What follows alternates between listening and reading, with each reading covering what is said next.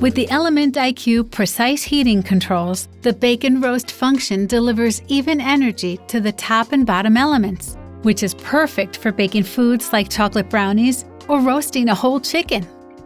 Start by setting your rack to position 3 and turn the function dial to bake and roast.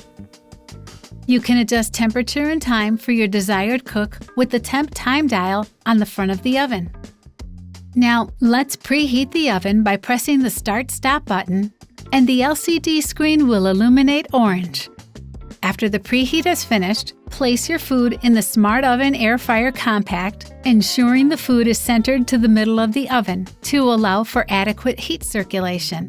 A tip for roasting chickens whole is to insert them with legs sideways, with legs pointing to the left or to the right, with the breast facing up.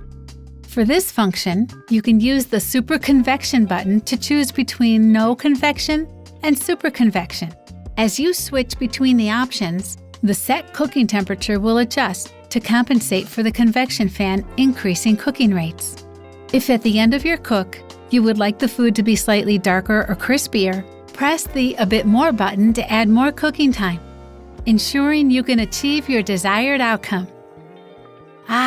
Roast chicken has never looked so good.